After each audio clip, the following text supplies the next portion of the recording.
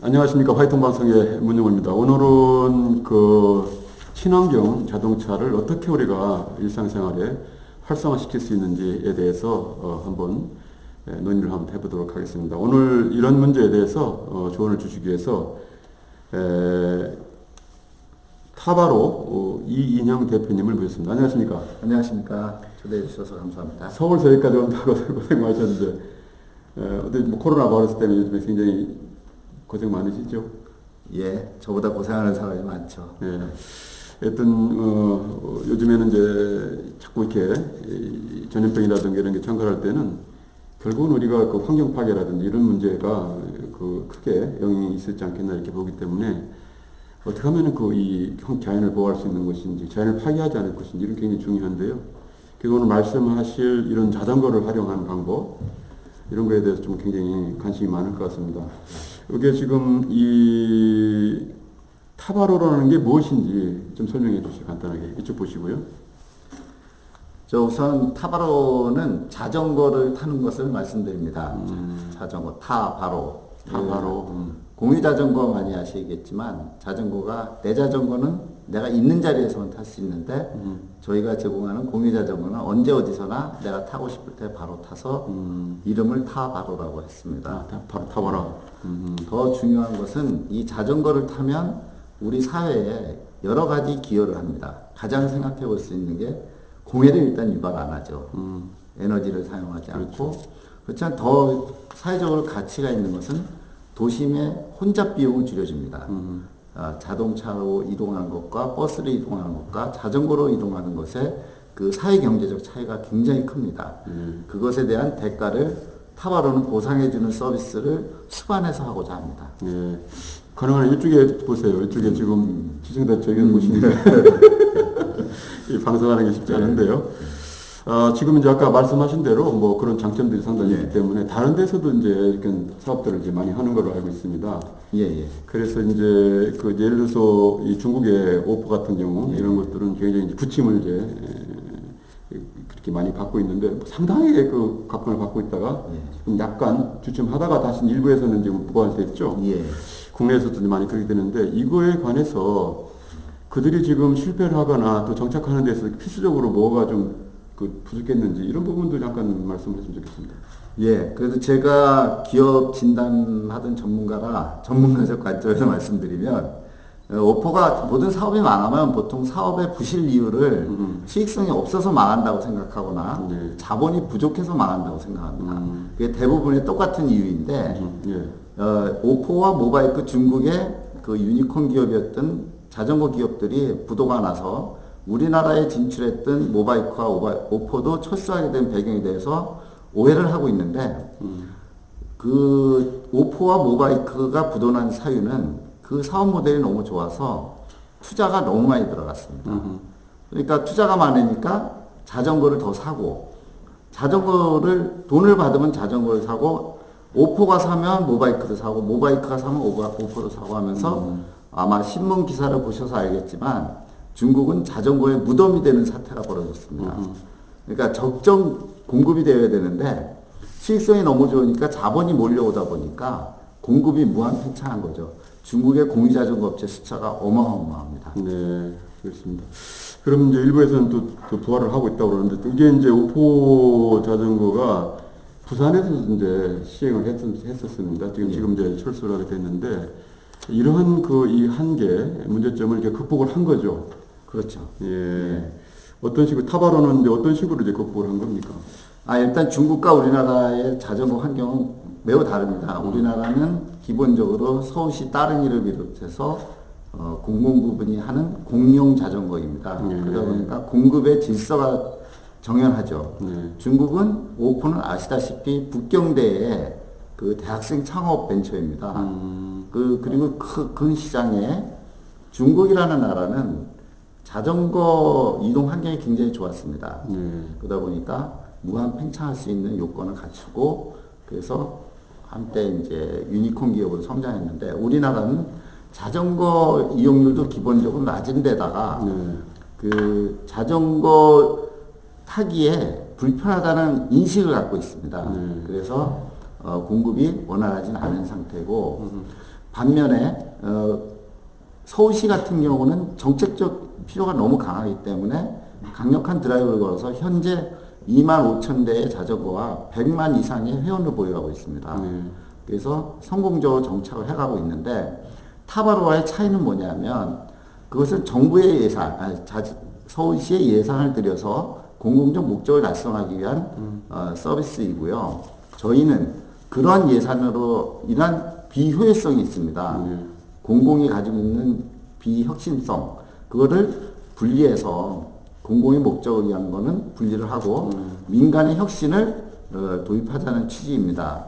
공공의 가치는 뭐냐면 아까 말씀드렸던 혼잡 비용, 뭐 공해 비용, 에너지 비용, 건강 가치 같은 것들을 이런 것들. 그런 모든 문제, 미세먼지 문제 이런 것들을 해결해주는 시민한테 보상을 해주고 자전거 서비스는 민간이 오포 모바이크가 가졌던 것 이상의 혁신 모델로 편리하게 이용하게 서비스하겠다는 게 타바로의 취지입니다. 네, 알겠습니다. 이제 그러면은 여기 지금 뭐 준비되어 있는 TTP를 가지고 간단하게 설명을 한 뒤에 나중에 토론을 좀 하는 게 어떻겠습니까? 예, 그렇게 하겠습니다. 그렇게 하시죠, 여기. 예, 잠깐만. 네. 제가 간단히 설명드리겠습니다. 타바로 무엇을 바꾸려는 것인가? 저희는 이제 바꾸는 데 취지가 있습니다. 이 사진을 보면 너무 혼잡하죠. 매연, 탄소 배출권 이런 이슈들에 대해서 잘 알고 계시죠? 근데 우리 지구는 우리 것이 아니고 우리 미래의 후손의 것입니다. 그래서 이 공해 이런 문제를 우리가 해결해야 된다는 거죠. 근데 우리가 자전거 하면 오해를 하고 있습니다. 자전거 타고 20km 가고 30km 가는 거 아닙니다. 레저용이나 이런 거 오해를 하는데 보통 우리가 추구하려는 자전거 도심교통은 10km 이내입니다. 평균적으로 2.5km 하는 겁니다. 예. 그리고 우리나라 자전거 이용률이 교통수단 분담률이라고 하는데 그게 세계에서 제일 낮습니다. 2.5%입니다. 유럽의 대도시들은 47% 이렇게 하고 일본만 해도 12%, 보통 20몇 프로가 많습니다. 그래서 우리나라가 지금 경제적 가치 따졌을 때 일일 10km의 거리를 자전거 대신 자동차 대신 자전거 탄다면 연간 300리터의 기름을 아낄 수 있습니다. 여기에 말하는 탄소 배출권, 내부 미세먼지, 그 다음에 저만큼의 도로 혼잡 비용 이걸 계속 발생시키고 있다는 거죠. 우리 자전거 분담률 상당히 낮네요. 우리가 2.4%. 예, 2.5%. 이게 도시별과 서울시는 더 낮습니다. 그래서 이게 이제 이렇게 총리치고요. 근데 우리나라가 또 행정적으로는 자전거 이용 활성화에 관한 법률이라는 걸 만들어서 자전거 이용 활성화를 촉진하고자 하고 있습니다. 그런데 자전거 이용하는 데 대해서 어떻게 하느냐 하는 포인트가 있어요. 신뢰성이 하는 문제. 제일 중요한 건 신뢰성입니다. 군산시에서 자전거 이용자 할 때 보상하려는 조례를 제정해서 시행하려고 한 게 몇 년 전입니다. 근데 결국은 뭘 믿고 해주냐라는 문제로 이의제기로 중단됐습니다. 그래서 데이터의 신뢰성 문제. 저희가 그 다음에 행정비용. 아니 이거 자전거 탄 거 조사하는데 공무원이 뭐 인건비가 나가고 이러면 안 되잖아요. 행정비용이 안 들어가야 된다는 문제가 있습니다. 그래서 이제 아까 블록체인으로 해결하겠다는 거고요. 오케이. 그리고 자전거 보상 사례가 있습니다. 이미 프랑스에서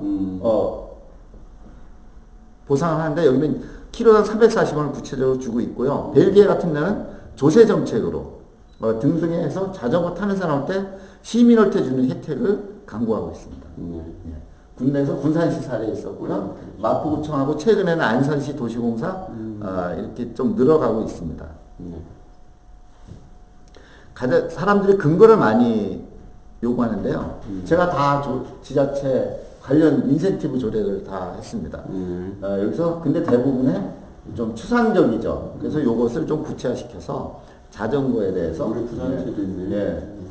마일리지제를 운영할 수 있다라고 되어 있습니다. 2014년도부터 있는데 사장화되어 있는 거죠. 이걸 구체적으로 살리자는 의미죠. 블록체인이 아까 데이터의 신뢰성의 문제에서 블록체인이 디지털 데이터를 만들면 당연히 그것을 이제 화폐로서의 가치를 만들어낼 수 있다고 합니다.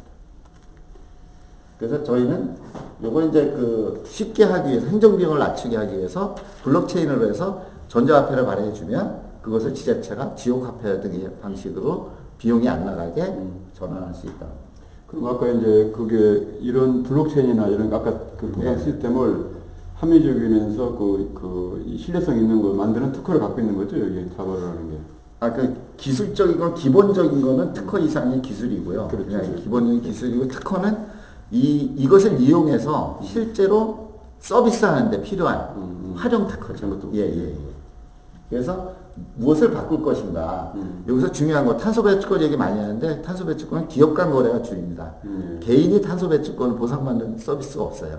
이렇게 개인의 행동에 하겠다는 거고 이벤트성이 아니고 생활에서 환경운동을 보상해 주자. 그 다음에 IoT 기반이 가지고 있는 취약성을 분산형 COT, 그러니까 블록체인 기반으로 바꾸자. 이 세 가지를. 자전거 이용하면 여러 가지 이런 이제 아까 말씀드린 반복이니까 키로당 얼마. 그 다음에 우리가 놓치고 있는 거 이미 지금 지자체는 환승 비용을 부담하고 있습니다. 네, 그걸 대체해야 됩니다. 요거는 그냥 넘어가겠습니다.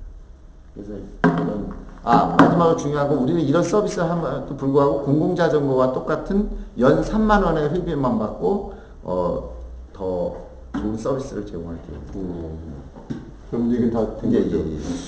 자, 그러면 좀 간단하게 우리 이hin영 대표님, 타바로 이민영 대표님께서 이제 어떤 제도인지, 어떤 장점과 어떤 문제점인 것이 해결하는지, 또 외국 사례는 어떤지, 이런 법적 근거는 무엇인지 이런 부분들을 간단하게 TTP로 이제 설명드렸습니다.